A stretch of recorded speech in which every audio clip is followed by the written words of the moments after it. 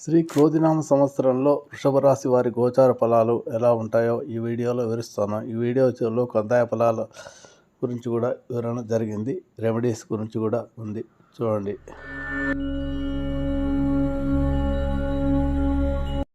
అందరికీ నమస్కారం.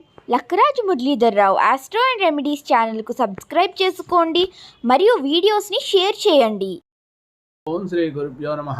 ఓం శ్రీ మహాగణాధిపతే నమః. అందరికీ నమస్కారం. ఈ వీడియోలో క్రోధినామ సంవత్సరంలో వృషభ రాశి వారి యొక్క గోచార ఫలాలు ఎలా ఉంటాయో పరిశీలిస్తే, ముఖ్యంగా వృషభ రాశిలో ఏ నక్షత్రాలు ఉన్నాయంటే కృత్తిక 2, 3, 4 పాదాల వారు, అలాగే రోహిణి 1, 2, 3, 4 పాదాల వారు, అలాగే మృగశిర 1, 2 పాదాల వారు జన్మించి ఉంటారు. వీరి పేరులోని మొదటి అక్షరాలు ఏమై ఉంటాయంటే ఇవి ఈ, ఊ, ఏ. కృత్తిక 1, 2, 3 పాదాలు అవుతాయి. ఓ, వా, బి, బు. రోహిణి 1, 2, 3, 4 పాదాలు అవుతాయి. అలాగే వే, ఓ అనేటి మృగశిర 1, 2 పాదాలు అవుతాయి. ఇకపోతే వీరికి ఆదాయం ఈ సంవత్సరం క్రోధినామ సంవత్సరంలో ఆదాయం 2, 8, రాజ్యభుజం 7, అవమానం 3. సంఘంలో గౌరవ ప్రశ్నలు బాగానే ఉన్నాయి, అవమానాలు తక్కువగా ఉంటాయి. కాబట్టి అంటే ప్రతికూలత తక్కువగానే ఉంటుంది, కానీ ఆదాయం చాలా తక్కువగా ఉంది, వ్యయం ఎక్కువగా ఉంది. అంటే ఆదాయం తక్కువగా ఉండి వ్యయం ఎక్కువగా ఉందంటే ఆదాయం లేకుండా ఖర్చు ఎక్కడి నుంచి వస్తుందంటే అప్పులు చేస్తారని అర్థం అన్నమాట. వీరు ఎక్కువగా అప్పులు చేయాల్సిన పరిస్థితి ఏర్పడుతుంది. జన్మలో గురు సంచారం పూర్వంగా ఇతను లాభాధిపతి అయినప్పటికీ శుభకార్యాల మీద ఖర్చు పెట్టిస్తాడు. గురువు వాడి సంతానకారకుడు కాబట్టి ఖర్చు విషయం, సంతానం విషయంలో, విదేశీ చదువుల విషయంలోనూ, సంతానం విషయంలో, ఇలా వివాహాలు కానీ, విద్య విషయంలో కానీ, ఉద్యోగాల విషయంలో కానీ ఖర్చు పెట్టాల్సి వస్తుంది. కాబట్టి అప్పులు చేస్తారు. కాబట్టి ఆదాయం తక్కువ ఉన్నా ఏం ఎక్కువ ఉంది అనడానికి ఇదన్నమాట. ఇకపోతే ఈ రాశి వారికి వివరాల గ్రహ స్థితి పరిశీలిస్తే, వ్యయంలో ఉన్న గురువు జన్మలోకి వస్తున్నాడు. ద్వాదశాష్టమ జన్మ కురు అంగారకో రవి. స్థానభ్రంశం, ధనక్షయం, ప్రాణనష్టం అనేది శాస్త్రవచనం. కానీ అందరికీ ప్రాణనష్టం జరగదు, వయసును బట్టి ఉంటుంది. ప్రాణనష్టంగా జరగకపోయినా ప్రాణనష్టం జరిగేంత ప్రమాదాలు జరిగే అవకాశాలు కూడా ఉంటాయి. కాబట్టి ముఖ్యంగా గురువు జన్మలో ఉన్నప్పుడు ప్రాణనష్టం కంటే కూడా ధన నష్టాన్ని ఎక్కువగా కలిగిస్తాడు. ధనం ఖర్చు పెట్టిస్తాడు బాగా, ధర్మకార్యాల మీద, శుభకార్యాల మీద, వాటి మీద. ఇకపోతే ఏ స్థానం నుంచి జన్మలోకి గురు సంచారము, అధిక శ్రమ, కష్టానికి తగ్గ గుర్తింపు లేకపోవడం, ధన వ్యయం, వచ్చింది వచ్చినట్టే ఖర్చు అయిపోవడం, ఎదుటివారి నుండి విమర్శలు, అన్నీ కూడా శుభగ్రహమైన గురుగ్రహం పై శని దృష్టి ఉండడం వల్ల ఈ పోయిన సంవత్సరం అంతా జరిగింది. గురువు శుభ అశుభ ఫలితాలు స్వయంగా ఇస్తాడు. ఇంకా శుభ పరిణామం ఏమంటే ఈ రాశి వారికి లాభంలో రాహు సంచారం అత్యధిక శుభఫలితాలు ఇస్తాడు. ఎందుకంటే ఈ నవంబర్ 2023 నుంచి రాహు మీనంలోకి వచ్చాడు. కాబట్టి ఏ స్థానం నుంచి లాభంలో రాహు అత్యధిక శుభఫలితాలు ఇస్తాడు. కాబట్టి రాహు ఈ ప్రపంచం కలియుగానికి రాజని చెప్పవచ్చు. మీడియా కానీ, మొబైల్ కానీ, ఏదైనా సినీ పరిశ్రమలు కానీ, ఏదైనా ఊహాలోకం, మనం ఇంటర్నెట్, గూగుల్, ఇవన్నీ కూడా రాహు యొక్క కారకాల కిందకే వస్తాయి. కాబట్టి రాహు యొక్క ఇన్వాల్వ్మెంటు చాలా ఎక్కువగా ఉంటుంది ఈ కలియుగంలో. రాహుబలం ఉంది కాబట్టి వీరు ఎన్ని కష్టాలు వచ్చినా ధైర్యంగా ఎదుర్కొంటారు, ఏదైనా చేసి సాధిస్తారు. కాబట్టి నూతన వస్తు ప్రాప్తి, పశు లాభము, సంపదలు భావించడం, అన్ని రకాల శుభాలు, జన్మలగ్నం కారకత్వాలు అన్నమాట వస్తాయి. ఏమంటే శరీర పీడ ఉంటుంది కొంత. ఇకపోతే ఈ సంవత్సరము గురువు రజితమూర్తిగా 1 మే నుంచి జన్మరాశి సంచారం. శనీశ్వరుడు సంవత్సరం అంతా కూడా రాజ్యస్థానం ముందు కర్మస్థానమైన 10వ స్థానంలో తామ్రమూర్తిగా, రాహుకేతులు సంవత్సర ఆరంభం నుండి సంవత్సరాంతం వరకు కూడా 11వ స్థానంలోను, రాహు 6వ స్థానం 5వ స్థానంలో కేతు సంచారము వీరికి అన్ని రంగాల్లో విజయాలు కలిగిస్తాయి అని చెప్పవచ్చు. ఆర్థికంగా లాభాలే ఉంటాయి, కానీ ఖర్చులు ఉంటాయి, అది వేరే సంగతి. ఆకస్మిక ధనలాభం కూడా కలిగే అవకాశాలు ఎక్కువగా ఉంటాయి. దశమ శని ఆత్మ స్థైర్యాన్ని, మనోనిబ్బరాన్ని కలిగిస్తాడు. కొత్త వ్యాపారాలు కూడా ప్రారంభిస్తారు ఈ సంవత్సరంలో ఈ వృషభ రాశి వారు. కృషి తగ్గ ఫలితం లభిస్తుంది. వృషభ రాశిలోని గురువు వీరికి ఆశావాద దృక్పథంతో పాటు నూతన జీవితాన్ని కూడా ప్రారంభిస్తాడు. వ్యవసాయ రంగం వారికి అత్యున్నత మంచి ఫలితాలు ఉంటాయి. వ్యవసాయాలకు మంచి పంటలు పండుతాయి అన్నమాట. కొత్త రకం పంటలు వేస్తే ఇంకా మంచి ఆదాయం లభించే అవకాశాలు ఎక్కువగా ఉంటాయి. అనుకున్న దానికన్నా ఎక్కువగా సాధిస్తారు వీళ్ళు కొద్దిగా పట్టుదలతో చేస్తే పట్టిందల్లా బంగారమే అవుతుందని చెప్పవచ్చు. మీకు వ్యక్తిగతంగా మీకు ఎదుగుదల ఉంటుంది.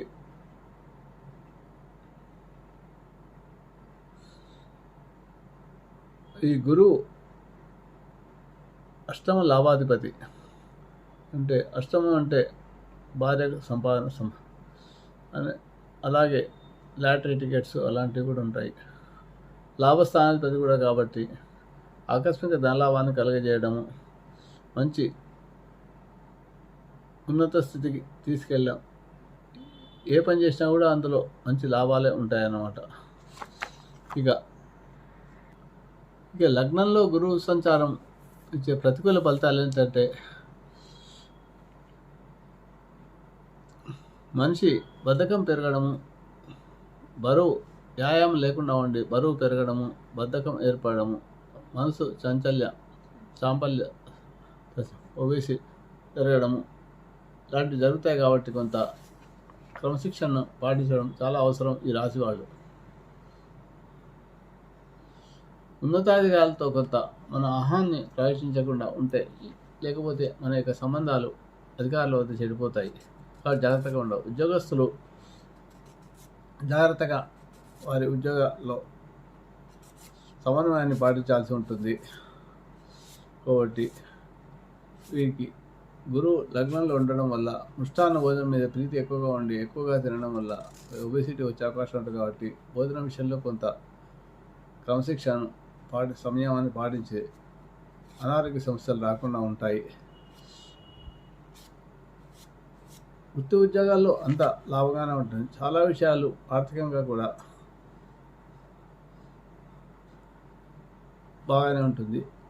ఇకపోతే కోర్టు కేసులలో వీరికి విజయం లభిస్తుందని చెప్పవచ్చు. చాలా కాలంగా పెండింగ్ ఉన్న కేసులలో వీళ్ళ ఎవరిలో వస్తుందని.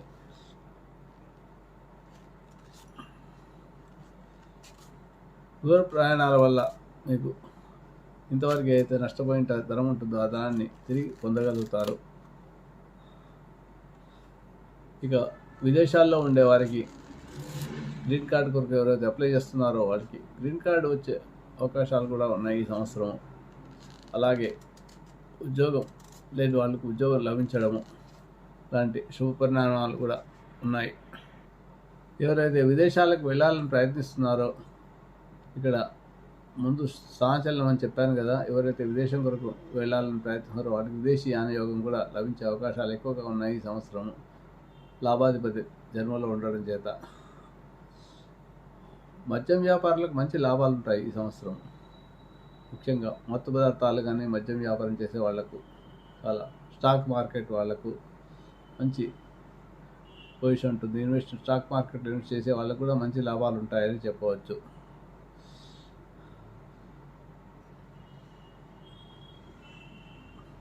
జూన్ నెల నుంచి అక్టోబర్ వరకు గురువు వక్రించే సమయంలో కొంత శుభఫలితాలు వచ్చే అవకాశాలు ఎక్కువగా ఉంటాయి.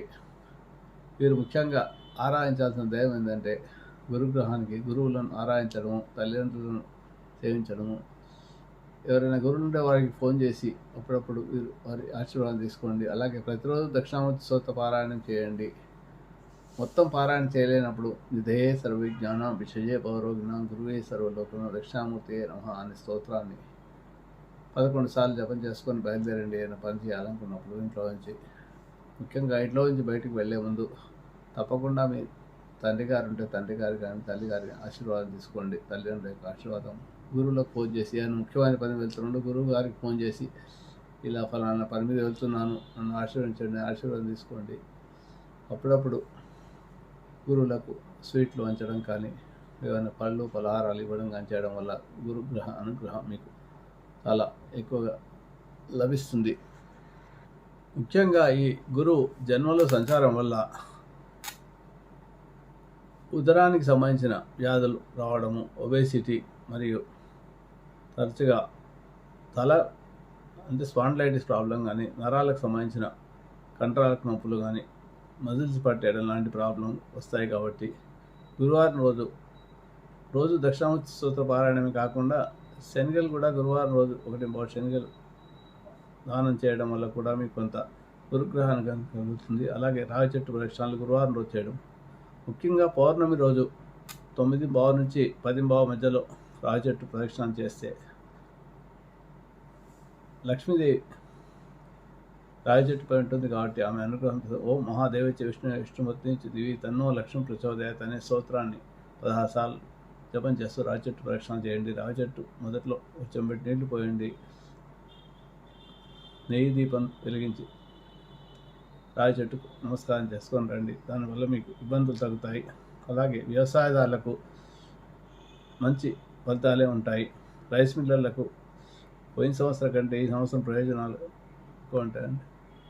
ఏ వృత్తి వ్యాపారాలకైనా కూడా మంచి లాభాలే ఉంటాయని చెప్పవచ్చు. ఆశించే ప్రయోజనాలు ఉంటాయి. గవర్నమెంట్ ప్రభుత్వంలో ఉండే అధికారుల బెడద కొంత మీకు తగ్గుతుంది ఈ సంవత్సరం వ్యాపారస్తులకు. ఇకపోతే సినీ, గాయక, నాటక రంగాల్లో కళాకారులకు, ఫిలిం ఇండస్ట్రీలో ఉండేవారికి, చిత్రసీమలో ఉండేవారికి, యాంత్రిక రంగం వారికి, అన్ని రకాల వారికి అనుకూలమే అని చెప్పవచ్చు ఈ సంవత్సరం. ఇకపోతే దశమందు శని సంచారం కొంత ఆశించే ఫలితాలను ఇవ్వకపోయినా కూడా దోషప్రదం కాబట్టి కొన్ని ఇబ్బందులు వచ్చే అవకాశాలు ఉంటాయి. కాబట్టి శని గ్రహ స్తోత్రాన్ని నీలాంజన సమాభాసం రఘుత్రం నమత్వం ఛాయమార్తాండ సంపుత్వం తొమ్ నమశేషాన్ని స్తోత్రాన్ని పారాయణ చేసుకోవడం, ముసలి వాళ్ళని గౌరవించడము, అప్పుడప్పుడు బ్రాహ్మణులకు ఏవైనా హెల్మెట్లు దానంగా ఇవ్వడము, లేదా బీదవారికి ఇంటి ముందు ఊడితే మున్సిపాలిటీ వారు కానీ ఉంటే వారికి మీరు చెప్పులు కానీ గొడుగులు కానీ ఇవ్వడము, వర్షాకాలం దానం చేయడం వల్ల మీకు కొంత శనిగ్రహ దోషాలు తొలగుతాయి. అలాగే దీనివల్ల ఈ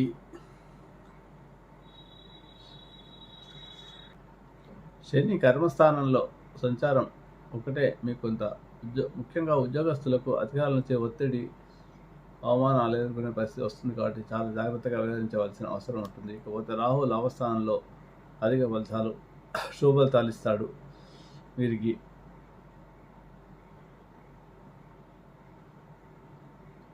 అలాగే మీ ఆదాయం బాగా అభివృద్ధి చెందుతుంది ఈ సంవత్సరం. అప్పుడప్పుడు మీకు మనోవిచారము, సోదర హాని, మీకు అగౌరవం కలిగించే పనులు జరగడము, మీ గౌరవాన్ని హాని కలిగే ఉంటుంది. కాబట్టి మీరు కొంత మీ యొక్క వ్యవహరించే విధానంలో జాగ్రత్తగా ఉండడం చాలా అవసరం. ఇకపోతే వ్యాపారస్తులకు అన్ని విధాలుగా కలిసి వస్తుందని చెప్పాను కదా. ఇక కృత్తికా నక్షత్రం వారు ఈ సంవత్సరం శుభకార్యాలు నిర్వహిస్తారు. రోహిణి నక్షత్రం వారికి నవంబర్ నెలలో ఇతరులతో కొంత దుస్తుగా ప్రవర్తించడం కారణంగా ఇబ్బందులు. మృగశిర నక్షత్రం వారికి అక్టోబర్ నెలలో సరైన నిర్ణయాలు చేయకపోవడం వల్ల ఆర్థికమైన ఒడిదుడుకులు, ఇబ్బందులు ఏర్పడే అవకాశం ఉంటాయి. కాబట్టి జాగ్రత్తగా ఉండడం మంచిది. ఈ రాశి వారి యొక్క అదృష్ట సంఖ్య 6 అవుతుంది. ఈ విధంగా ఈ రాశివారికి ఓవరాల్గా ఆలోచిస్తే అన్ని రకాలుగా కూడా శుభఫలితాలే ఉన్నాయి. ముఖ్యంగా వీరు చేయాల్సింది దక్షిణామూర్తి స్తోత్ర పారాయణము, గురువులను ఆరాధించడము, రావి చెట్టు ప్రదక్షిణ చేయడము, శని స్తోత్రాన్ని పారాయణ చేసుకోవడము, పెద్దలను ముసలి వాళ్ళను ఇంట్లో ముసలి వాళ్ళు ఉంటే విసుక్కోకుండా వాళ్ళకు కావాల్సిన అవసరాలు తీరుస్తుండడం వల్ల కూడా శని దోషాలు తొలుగుతాయి. గుర్తుపెట్టుకోండి. ఈ విషయంలో ముఖ్యంగా పంచమంలో కేతో కొత్త నిరాశ నిస్పృహలను ఇస్తుంటాడు కాబట్టి మీరు గణపతి ఆరాధన కూడా చేయడం మంచిది.